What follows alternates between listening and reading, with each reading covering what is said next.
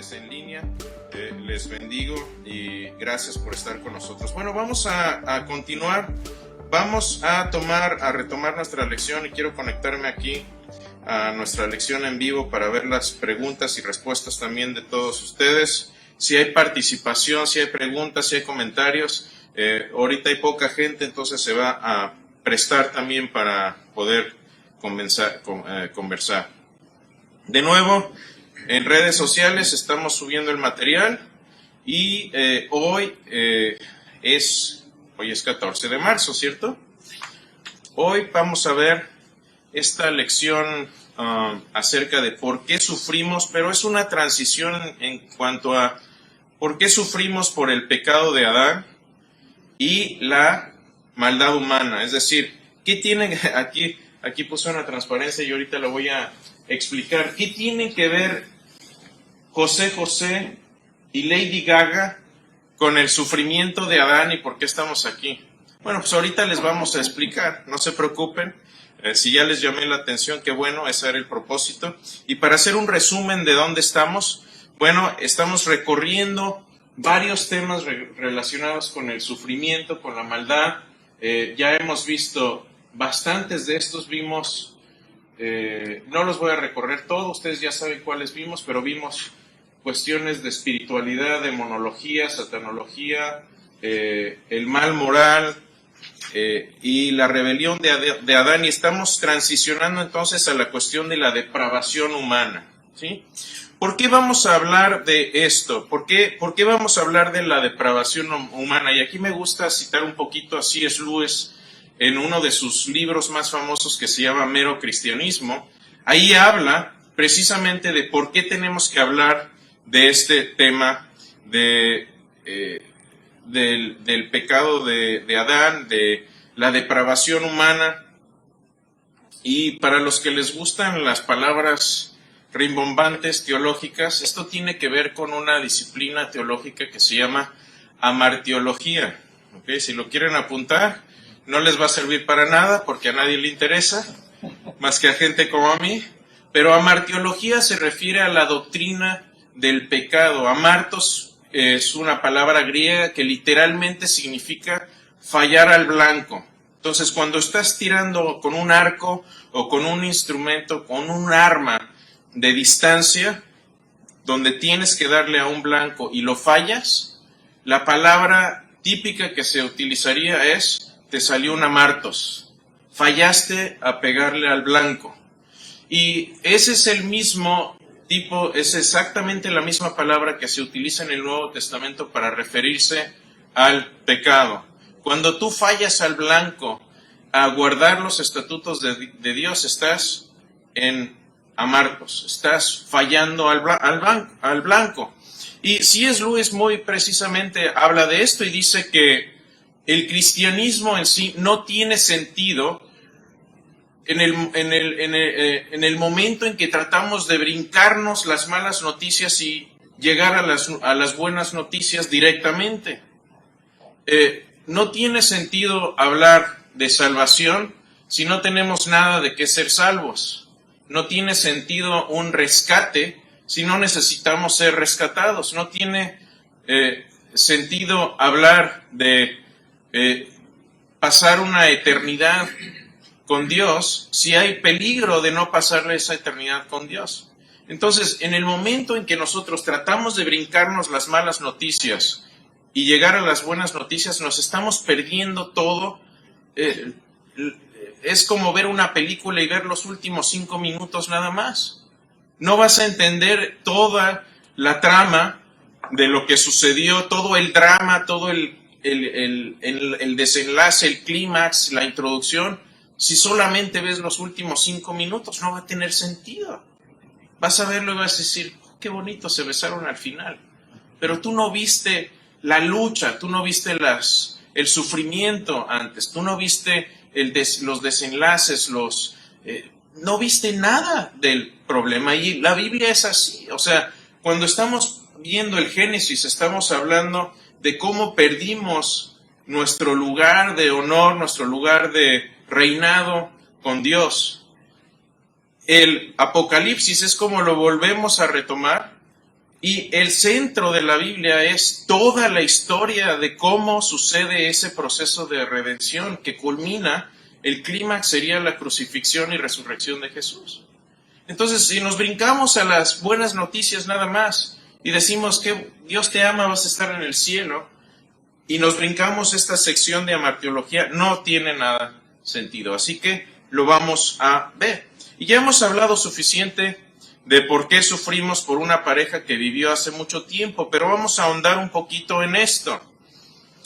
Hace años, por ahí fui un viaje con unos amigos a París. París, por mucho, y en mi muy humilde opinión, es la ciudad más bella que existe en este mundo. Y lo que sucedió aquí es que cuando hablamos de Adán y hablamos del pecado de Adán y tratamos de explicar por qué sufrimos, no entendemos por qué en el oeste moderno tenemos un gran sentido de lo que llamamos individualidad. Es decir, que somos individuos prácticamente aislados, que cada quien hace lo que quiere y no tenemos relación unos con otros.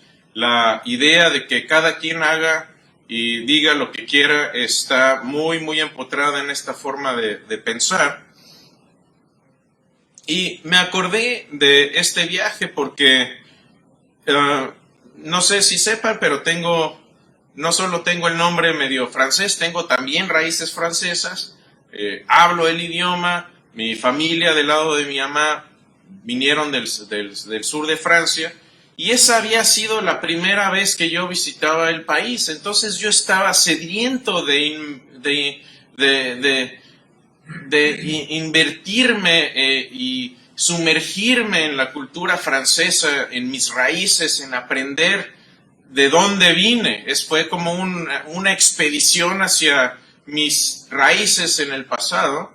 Y acá estábamos con este amigo, y yo quería, íbamos a salir a explorar un poco la ciudad, a ver las calles y los olores y la gente, y caminar en las calles y meternos al metro y experimentar toda esta efervescencia francesa que yo tanto estaba buscando. Y les dije, ¿saben qué? Hay un puesto de crepas aquí abajo, vayamos, nos agarramos una crepa, nos la llevamos en el metro, así hace mucha gente, así ganamos tiempo, podemos ver más cosas. Y adivinen qué, mi amigo quería cereal. Quería cereal en la mañana. Y adivinen qué es lo que no había en el lugar donde nos estábamos quedando. Cereal. Así que hubo que buscarle al Señor su cereal. Y para entonces yo trabajaba en Kellogg's, donde se hacía el cereal. ¿Ustedes creen que yo tenía ganas de comer cereal ese día? No. Entonces cuando lo cuestioné y le dije, oye, espera, o sea, queremos ver otras cosas. ¿Y saben qué fue lo que me dijo? Dijo, respeta mi individualidad. Ok, respeto tu individualidad, tú respetas la mía, ahí nos vemos, yo me voy al metro con mi crepa, tú te quedas con tus cornflakes. Así pasó. Pero algo similar sucede. Cuando hablamos de por qué sufrimos por esta gente, pensamos que son individuos que no tienen que ver con nosotros, que quedaron ahí aislados en la historia, congelados para siempre, y pensamos en ellos como gente primitiva que no tiene absolutamente ninguna relación con lo que estamos viviendo hoy.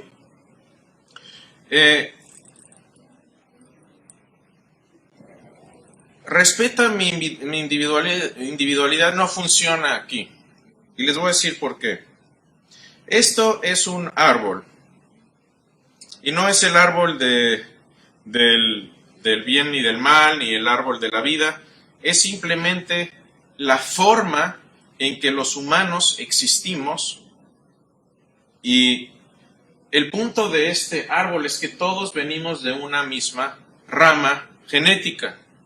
Ustedes y yo, es curioso, mi hija se acaba de hacer una prueba de esas genéticas para ver de dónde vienes y todo eso, y es increíblemente interesante porque es ciencia y la ciencia no miente. Entonces me estaba enseñando su estudio de ADN y salieron por ahí primos y me dice, mira papá, salió que es como primo segundo. Le digo, sí, él es hijo de mi tío fulano y somos primos. Vienen ahí porque ellos también se hicieron la prueba, entonces salen ahí. Y te dice exactamente qué longitud de la cadena de ADN tienes en común con las otras personas. Tenía como 5 metros de ADN en común con esta persona. Bueno, ustedes y yo, si vamos lo suficientemente hacia atrás, vamos a tener ADN en común con Adán y Eva, porque de ahí todos procedemos. Y algunos dirían, uy, es que estas son historias de antiguos. Hoy, por medio de la genética, precisamente sabemos que hay evolución y que no evolucionamos de una sola pareja, sino... Y bueno, les voy a decir algo muy, muy breve. Si hoy nos pusiéramos a estudiar genética, toda la humanidad, todas las líneas genéticas se pueden trazar a través de hombres, individualmente por hombres y por mujeres. Por las mujeres es por algo que se llama ADN mitocondrial, que solo lo transmiten las mujeres. Es un tipo de ADN que solo se transmite por una estructura en la célula que se llama mitocondria. Y si ya los perdí y no les gusta la biología, no se preocupen. Algún nerd por ahí le va a gustar este dato. Y por el lado del hombre, por el cromosoma Y, se puede trazar toda la línea genética de los hombres. Y cuando se trazan estas líneas hacia atrás lo suficiente, ambas coinciden en el noreste de África, muy cerca, por cierto, de lo que la Biblia dice que es donde estaba el jardín del Edén.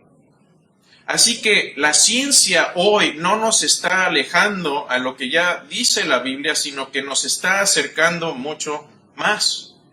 Y no solo eso, la genética también dice que descendemos de una población muy, muy pequeña de seres humanos. Es decir, toda la variación genética que hay en todas las razas se puede reducir a un grupo muy, muy pequeño de predecesores. Entonces, para los que les gustan estos temas de la genética, ahí está. Entonces, ¿qué sucede acá? Adán y Eva no están individualmente aislados de ustedes y de mí, son parte de la misma raíz. Y si volteamos el árbol y hablamos de que Adán y Eva estarían en la parte de la raíz de arriba, ustedes y yo estaríamos como por aquí. Somos la última generación que está viva, seríamos las hojas más externas del árbol, pero si trazamos nuestra genética hacia atrás, llegaríamos hasta una misma raíz. Así que cuando preguntamos por qué sufrimos por ellos, bueno, porque somos reproducciones, ustedes y yo, de Adán y Eva. Y aquí les tengo una noticia, ¿ok? ¿Están listos? Porque esto es similar a la cuestión de Santa Claus, ¿eh? Es más, me voy a tomar un poquito de agua para que se recuperen del shock de lo que les voy a decir ahora. ¿Están listos? Los niños no vienen de la cigüeña. ¿Ya se recuperaron? Ok. El corazón les está latiendo. Ok. Los niños no vienen de la cigüeña. Procedemos de un proceso que Dios creó. Y aquí me voy a meter un poquito una controversia, porque a diferencia de los ángeles, que fueron seres que fueron creados individualmente por Dios, ¿sí?, nosotros no fuimos creados individualmente por Dios. Ahora, quiero hacer una aclaración, ¿ok?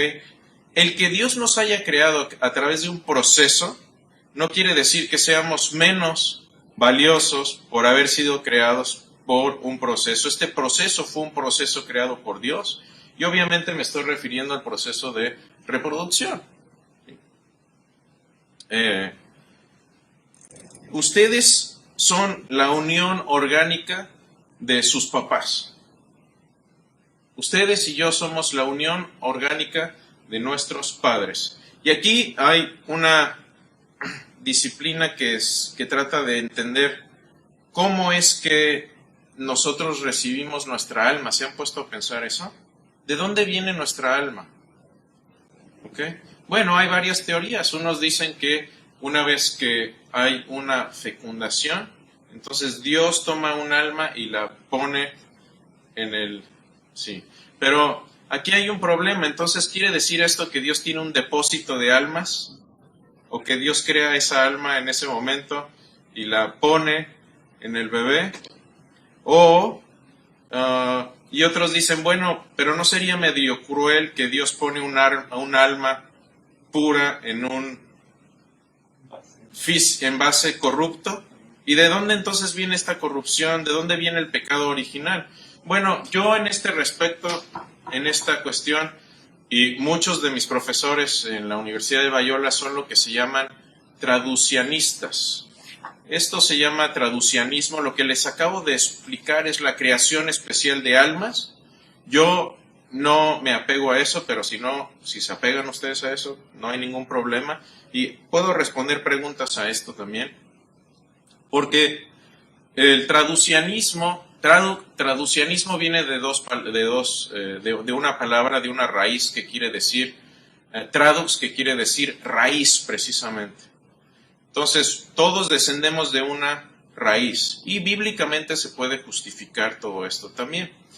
¿Qué es lo que pasa entonces? Que venimos de esta misma raíz y lo que el traducianista piensa es que cuando se unen los gametos del papá y de la mamá, en ese momento es cuando nace el alma humana. Entonces, es decir, no solamente el proceso que Dios crea de reproducción empieza a crear las estructuras físicas de un bebé, que es algo extraordinario, sino que en ese momento se gesta el alma de la persona, que es prácticamente la unión de otras dos almas que son sus padres.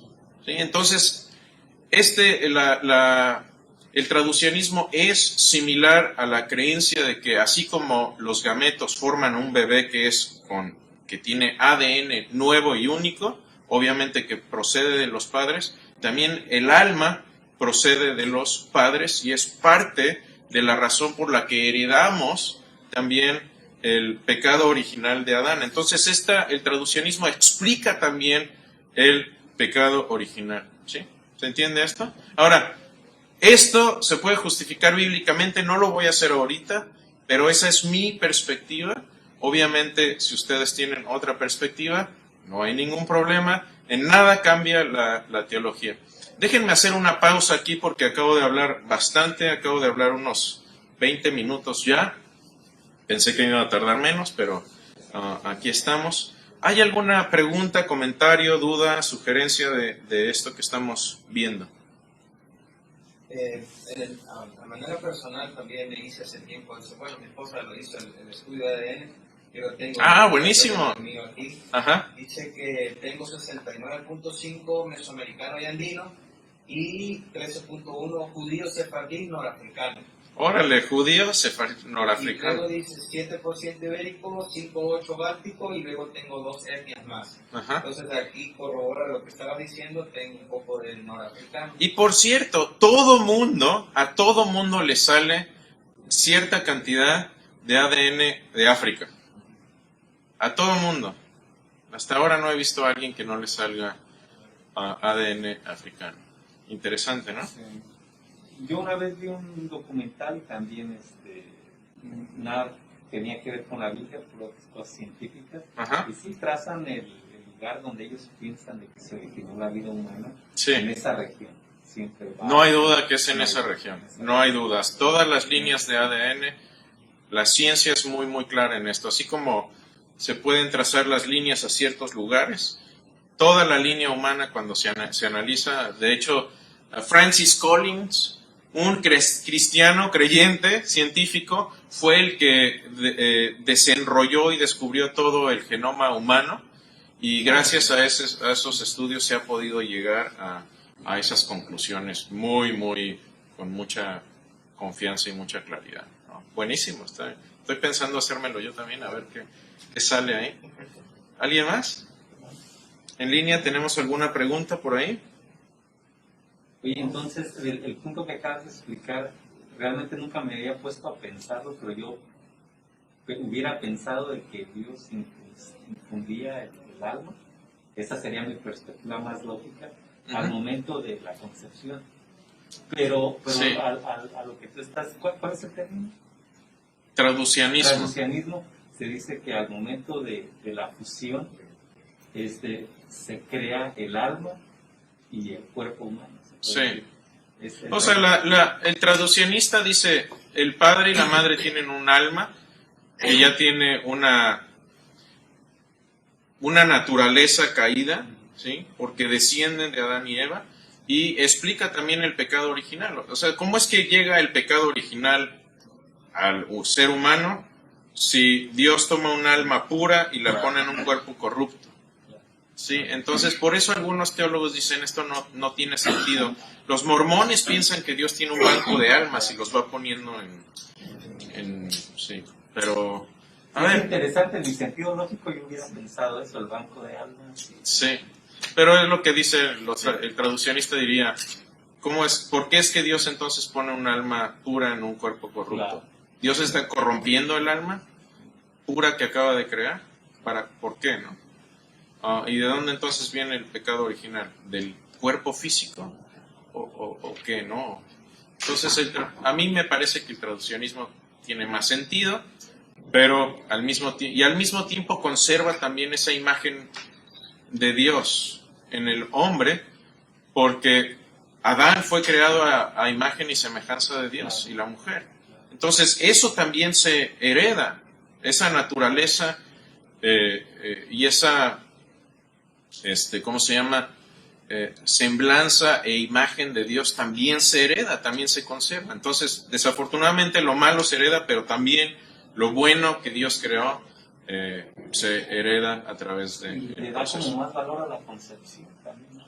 Hay gente que dice menos, y ese es mi punto. ¿Cuál es el punto de esto? Que tenemos que ver que el sexo no es algo que se debe tomar a la ligera, es algo muy importante, es algo sagrado, es algo espiritual, es un proceso bueno que Dios creó, pero cuidado, porque procrear un niño no son palomitas, ¿ok? No es cualquier cosa. Y debemos de tener algo muy, muy en claro, que es algo muy, muy importante, sagrado, espiritual. Entonces, les voy a leer una nota que tengo aquí. Dije, a diferencia de los ángeles, los descendientes de Adán no son creados individualmente, sino por un proceso seminal y biológico establecido por Dios. De una forma muy real estamos presentes en nuestros padres, y cuando un espermatozoide y un óvulo se unen, inmediatamente se fusiona el ADN de ambos padres y comienza una nueva vida con la misma naturaleza espiritual y física de sus progenitores, incluyendo, desafortunadamente, la propensión al mal. Y ahí es donde viene la explicación de por qué sufrimos por Adán y Eva. Sufrimos porque no son individuos aislados de nosotros, tenemos esta raíz y descendemos de esta raíz. ¿Sí? ¿Claro? ¿Alguna otra pregunta? No ¿Todo hay, bien? en internet, en línea no hay preguntas, pero hay un comentario de la hermana Claudia Sony que dice, le parece maravilloso que la ciencia siempre rectifica a la Biblia, hablando ella acerca de donde descendemos todos. Bueno, ese es un gran comentario, gracias Claudia, y es muy cierto. Y déjame decir un poco acerca de ciencia y cristianismo, o ciencia y religión. Hay mucha escuela dentro de las iglesias que dice que la ciencia es anticristiana, es contra Dios.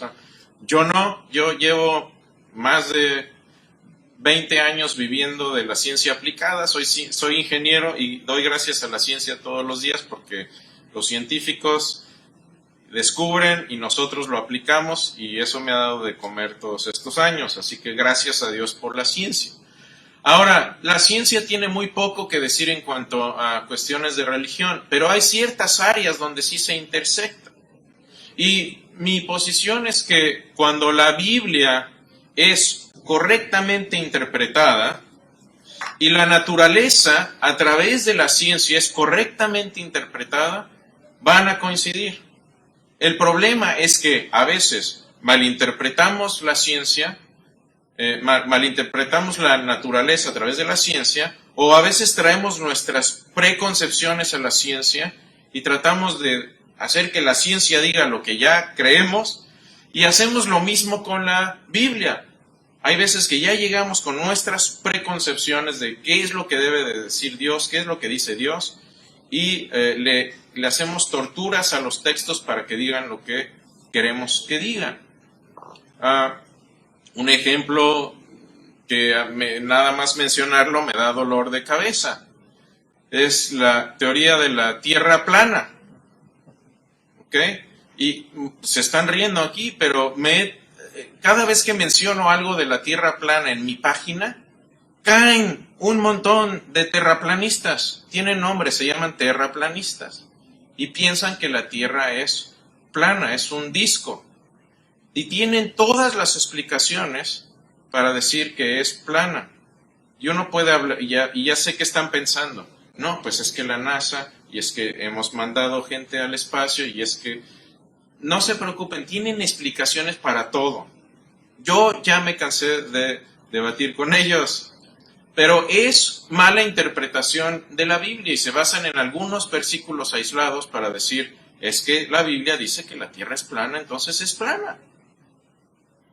Y no hay cantidad de ciencia que se les pueda dar para cambiarles la opinión. ¿Okay? Entonces, ¿qué es lo que hace uno? Bueno, no es un tema de salvación, así que los dejo. Y si ustedes creen que la Tierra es plana, pues allá ustedes, pero están incorrectos. Pero el punto es este: cuando Dios nos dejó dos libros, el libro de la naturaleza y el libro de la revelación especial en la Biblia, si los interpretamos los dos correctamente, tienen el mismo autor, van a coincidir, no están en guerra. ¿Sí? Uno puede ser un científico honesto, y que los hay muchos, y los creadores, por cierto, del método científico fueron cristianos, y lo que ellos veían en la naturaleza era la forma de adorar a Dios a través de la creación. Ellos no dijeron, ya sabemos todo de la naturaleza, por lo tanto Dios existe, como muchos materialistas ateos les gusta decir hoy. Ellos vieron la naturaleza y dijeron, qué grande la huella de Dios que ha dejado para que la sigamos. ¿Qué más?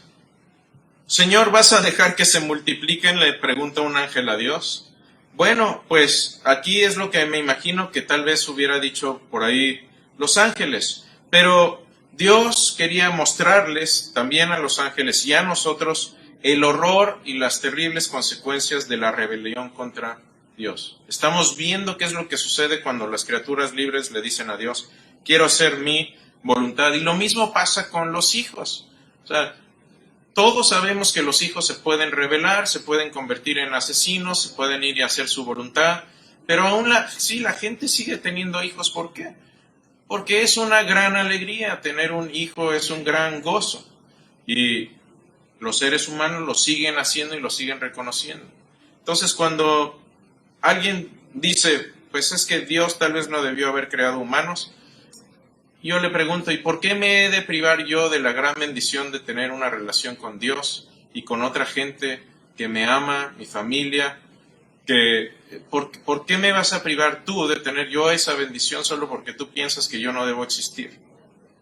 ¿Sí? No tiene eso sentido.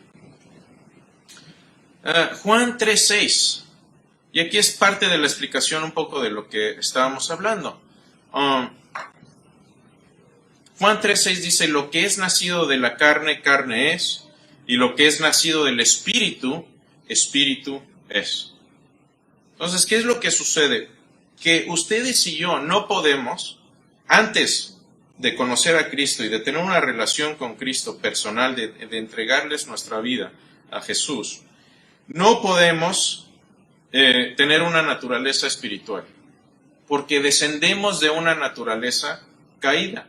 Entonces, esto es lo que está diciendo Juan. Si naciste con una naturaleza, vas a tener esa naturaleza.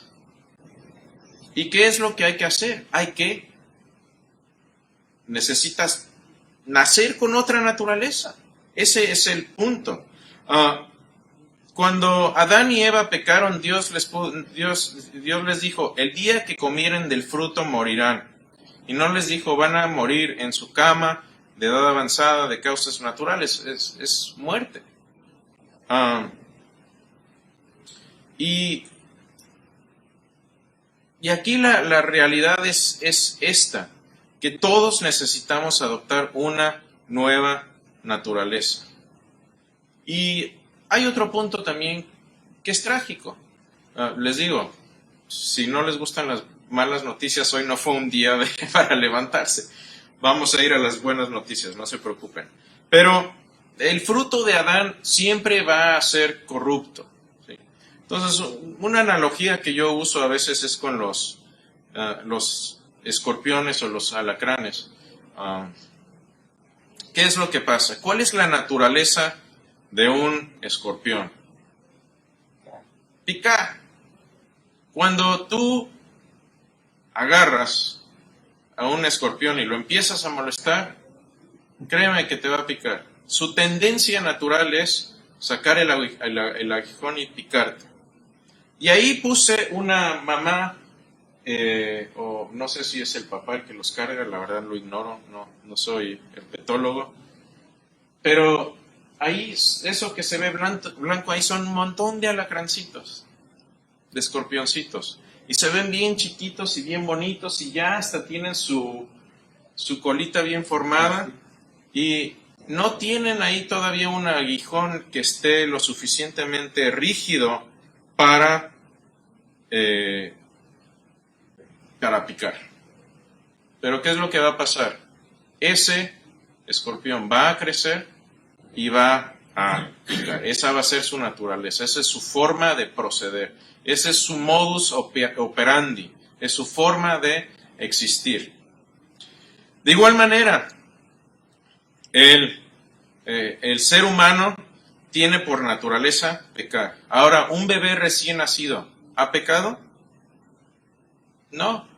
¿Es culpable por el pecado de Adán? No.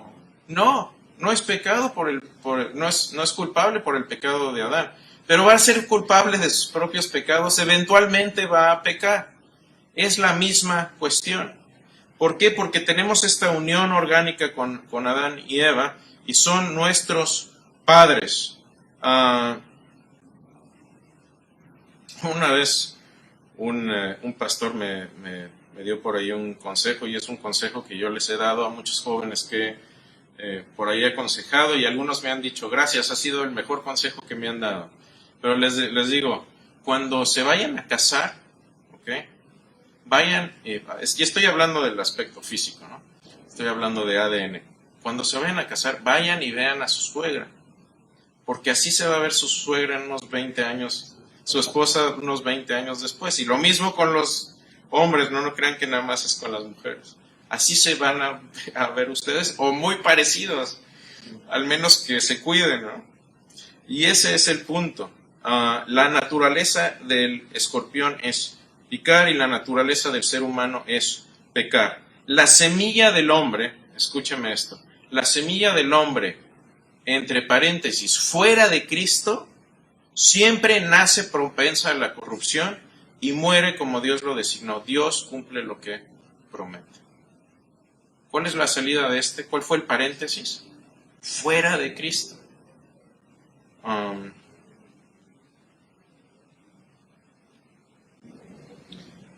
Dice, porque, esto viene en Hebreos 9:7, dice, porque por decirlo así, en Abraham pagó el diezmo también Leví, que recibe los diezmos, porque aún estaba en los lomos, es decir, presente en su antepasado, de su padre cuando Melquisedec le salió al encuentro. ¿Qué quiere decir? Que está hablando aquí de una deuda que se le pagó a Melquisedec y que también se hizo retroactiva. ¿Sí? Entonces, al igual que el pecado se hace retroactivo, también nosotros tenemos esta naturaleza caída. Dice, por tanto, como el pecado entró en el mundo por un hombre y por el pecado la muerte, así la muerte pasó a todos los hombres, por cuanto todos pecaron.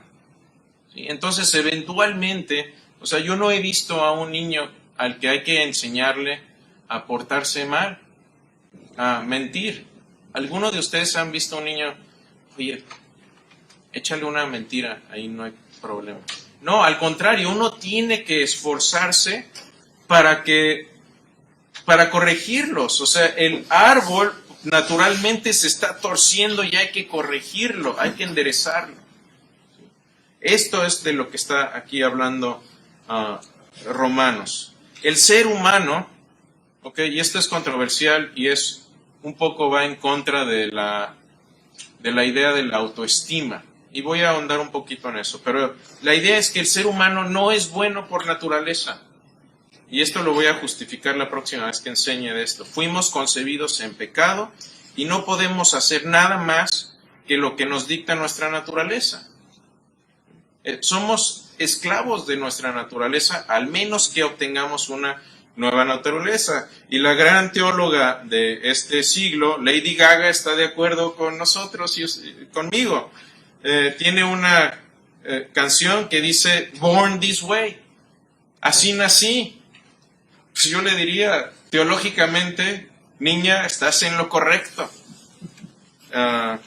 Y el Salmo 51 lo dice, aquí en maldad he sido formado y en pecado me concibió mi madre. Esta es la cuestión de lo que hablamos anteriormente.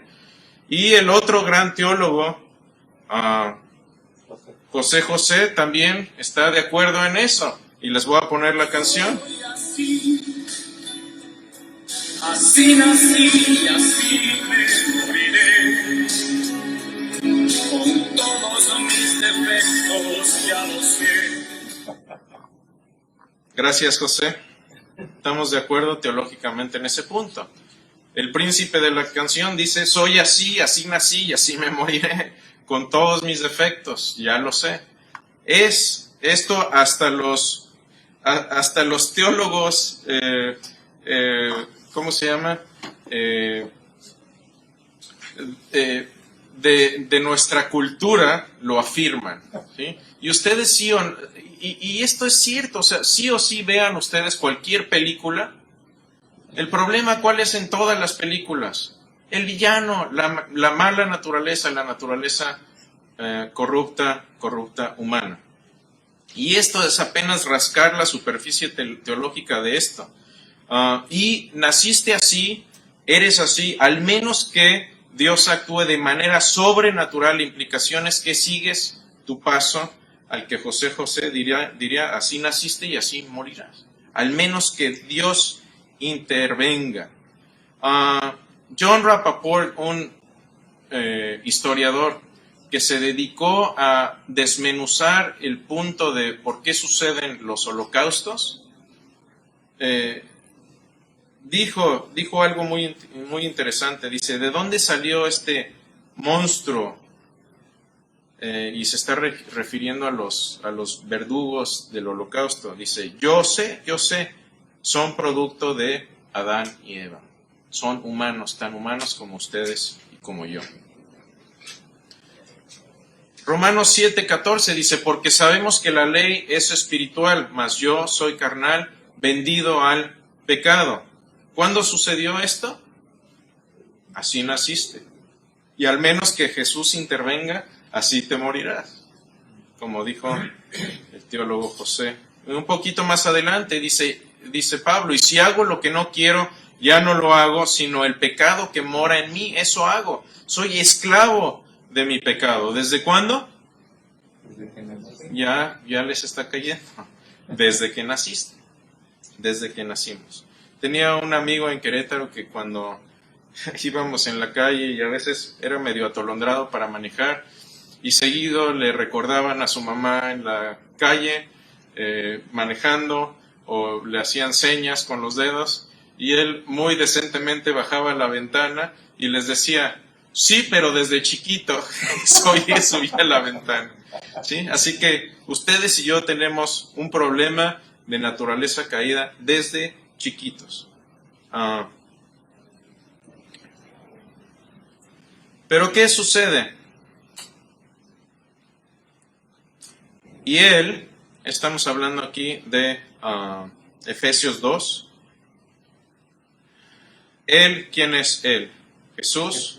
Les dio a vosotros, les dio vida a vosotros cuando estabais muertos en vuestros delitos y pecados, en los cuales anduvisteis en otro tiempo siguiendo la corriente de este mundo, conforme al príncipe de la potestad del aire, el espíritu que ahora opera en los hijos de desobediencia, entre los cuales también todos nosotros vivimos en otro tiempo, en los deseos de nuestra carne, haciendo la voluntad de la carne y de los pensamientos, y éramos por naturaleza hijos de ira, lo mismo que los demás. ¿Qué es lo que sucede aquí? ¿Qué es lo que está reconociendo? Por cierto, ¿quién escribió Efesios? Pablo también. Pablo está diciendo, Jesús les dio vida a ustedes cuando estaban muertos. ¿Algún comentario hasta aquí? Sí, adelante. Sí, hermana Mónica Franco pregunta puntualmente ¿qué podemos hacer en contra de esa naturaleza pecaminosa? Qué buena pregunta, porque para allá vamos.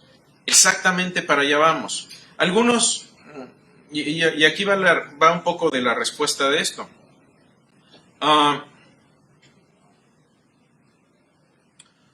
Muchos teólogos piensan, y concuerdo con ellos, que nuestro pecado ratifica nuestra naturaleza. ¿Sí? Es decir, cuando yo hago el mal, cuando yo peco, simplemente estoy justificando el hecho de que tengo una naturaleza caída. Nacemos pecadores, pero también escogemos el pecado voluntariamente. Entonces, a la persona que me diga, es que yo así nací, le preguntaría, sí, así naciste, pero déjame preguntarte algo. La última vez que ¿pecaste tú voluntariamente o alguien te obligó? Y es el problema del libre albedrío, que cuando pecas lo haces voluntariamente. Así que la única salida, y respondiendo aquí a Mónica, es la única salida de nuestra naturaleza es obtener una nueva naturaleza. Y este es el punto del que habla Romanos 5. Voy a leer Romanos 5 del versículo 18 al 21, porque esta es la respuesta a esta pregunta.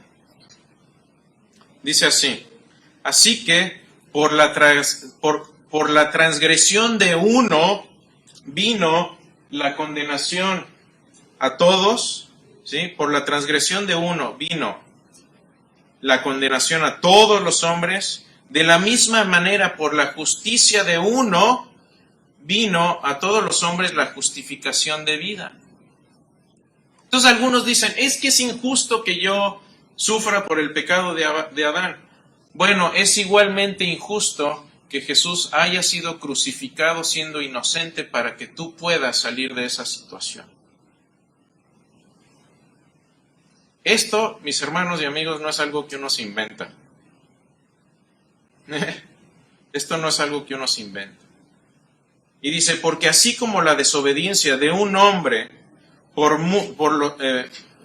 los muchos fueron constituidos pecadores, así también por la obediencia de uno, Jesús, los muchos serán constituidos justos. Por la ley se introdujo, dice, pero la ley se introdujo para que el pecado abundase, mas cuando el pecado abundó, sobreabundó la gracia, para que así como el pecado reinó para muerte, así también la gracia reine por la justicia para vida eterna mediante Jesucristo nuestro Señor.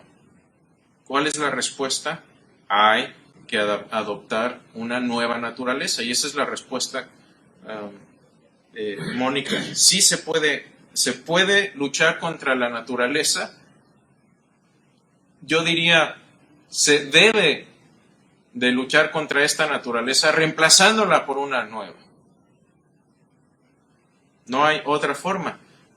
1 Corintios, porque así como en Adán todos mueren, también en Cristo todos serán vivificados. Y aquí en todos, entre paréntesis, es todos los que quieren, todos los que le aceptan, todos los que le dan su vida, todos los que se entregan a Él como Señor y Salvador.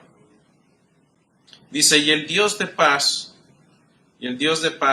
aplastará en breve a Satanás bajo vuestros pies. Este pasaje me gusta muchísimo porque es un pasaje donde podemos poner en práctica de manera muy real cuando estamos pasando por tiempos difíciles. ¿Okay? Y yo sé que muchos de ustedes ahora mismo están pasando por tiempos difíciles. Yo estoy pasando por un tiempo difícil ahorita, se los confieso. Me operan el martes. Estoy confiado en el Señor, pero les voy a decir algo. Sí, tengo miedo. Sí, tengo miedo. O sea,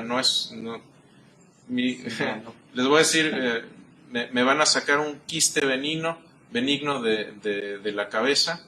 Y mi doctor me dijo, hay operaciones que me quitan el sueño, la tuya no es una de ellas. Y cuando le expliqué eso a mi papá, me dijo, sí, no le quita el sueño porque no eres su hijo. Y bueno, es mi cerebro y no sé si voy a dormir muy bien la noche anterior, no sé, a lo mejor me voy a dopar un poco para poder dormir. No me exciten aquí. Ediel, editas esta parte, por favor. Okay. Va para afuera, va a decir el hermano Dupont está diciendo que nos droguemos para dormir. No. Pero cuando estamos pasando por sufrimiento y cuando dentro de ese sufrimiento se lo entregamos a Dios y le decimos, Dios, Señor, te amo y te sigo honrando, con esto te entrego, te sigo teniendo confianza, llevo camino ya recorrido contigo y quiero seguir este camino y no te voy a defraudar. En pocas palabras, hacer lo mismo que hizo Job es humillar a Satanás. En ese momento, en el momento en que tú dices, sí, voy a pasar por este sufrimiento, pero Señor, te sigo amando y sé que estás conmigo, ahí tienes a Satanás exactamente en el talón, donde menos quiere estar. Porque estás justificando que Dios es un Dios bueno y sigue siendo bueno, a pesar de que nosotros podamos pasar momentos de dificultad. Y me encanta este pasaje, porque yo voy a seguir practicando eso. Y a veces sí cuesta. A veces cuesta decirle, Dios, ¿tú puedes hacer algo de esto? Y luego me pongo a ver todos los pasajes en la Escritura y todos los personajes que tuvieron tiempos difíciles. Y pienso, bueno, es que José el soñador oró y Dios lo libró inmediatamente. ¿Cierto? No.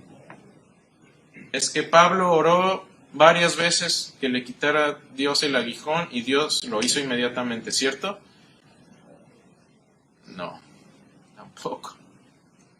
Y podemos seguir los ejemplos. Pero ¿qué es lo que todos ellos hicieron? Y eso es lo que a mí me anima.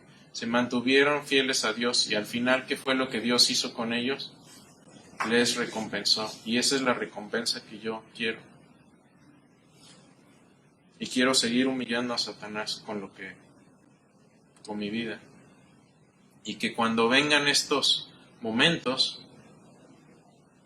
yo me ponga en mi aposento, como dice la Biblia, y cierre la puerta y me ponga en un lugar privado y doble mi rodilla y le diga, Señor, estoy en tus manos, estoy contigo y sé que estás conmigo y sé que no me vas a dejar. Esta es la parte práctica de esto, mis hermanos. No lo puedo poner más claro, no lo puedo poner más transparente que esto.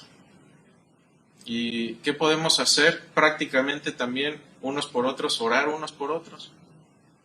Ya saben que yo estoy dispuesto a orar por ustedes y les agradezco muchos mensajes que me han mandado, muchos de ustedes aquí, diciéndome, estamos orando por ti y estás en nuestras oraciones, estás en nuestros pensamientos, etc. Eso es lo que podemos hacer. ¿Algún mensaje, alguna otra pregunta antes de finalizar con algunos puntos prácticos también? Un pequeño comentario, Chris, nada más redondeando el concepto de la naturaleza pecaminosa y la pregunta que hizo la señora por internet acerca de qué podríamos hacer para cambiar esa naturaleza, y nosotros no podemos hacer nada, sino necesitamos que Dios nos cambie esa naturaleza, ¿verdad? Qué bueno que me recuerdas, sí. Y recordando un poquito nada más lo que decía Agustín de Hipona, que decía que Dios hace milagros grandes y pequeños, y dice los pequeños son aquellos de que sanaciones y esto y que lo otro, pero el milagro más grande es de que salvó mi vida, cambió mi vida, me transformó, me dio una nueva naturaleza. Exactamente. Entonces, hasta que uno comprende realmente eso, uno dice, estoy completamente librado. Es lo que pasa con Nicodemo, ¿no? Que le dice, necesitas nacer de nuevo. Y él empieza a pensar en términos carnales y decir, bueno, ¿cómo es que puedo volver a la panza de mi mamá? Y no, de lo que estaba hablando ahí es, necesitas una nueva naturaleza espiritual, ¿sí? La carne no se te va a cambiar, lo que se va a cambiar en ti es el espíritu. Necesitas adoptar un nuevo espíritu. ¿Y cuándo sucede eso? Cuando uno voluntariamente le entrega su vida a Jesús para salvación, y en ese momento entonces empiezas un proceso de regeneración. No quiere decir que en ese momento ya eres perfecto, sino que Dios te empieza a perfeccionar. Pero ese momento es único, es increíble, y es el momento en que adoptamos una nueva naturaleza. Qué bueno. Bueno, terminemos, mis hermanos. Un par de puntos ya en estos 3 minutos que nos quedan. ¿Cuál es el resumen de esto? Desafortunadamente, Adán y Eva fueron nuestros padres, pecaron, se reprodujeron y aquí estamos ustedes y yo. ¿Por qué sufrimos? Porque no somos seres aislados de ellos. Los hijos sufren por sus padres y así sucesivamente hasta Adán y Eva. Si no nos gusta esta situación en la que estamos, odiemos el pecado. Y no solo el pecado en los demás, el pecado en nosotros mismos. Y la buena noticia aquí es esta. El último Adán, Cristo, es decir, todos fuimos a la ruina con el primer Adán, pero con el último Adán, Cristo, que no pecó, venció la tentación, y si compartimos de su crucifixión por fe, también vamos a compartir con su resurrección. Él dijo, les voy a hacer moradas, el que crea en mí, aunque esté muerto, vivirá. Juan 14:19, que es de mis pasajes favoritos y siempre firmo con ese en mi libro. Juan 14:19 dice, porque yo vivo, ustedes también vivirán. ¿Por qué? Porque esa naturaleza nos da el derecho de llamarnos hijos de Dios y nos da esa nueva naturaleza para que podamos vivir con Él, reinar por Él por siempre y para siempre. Amén. Nos ponemos de pie.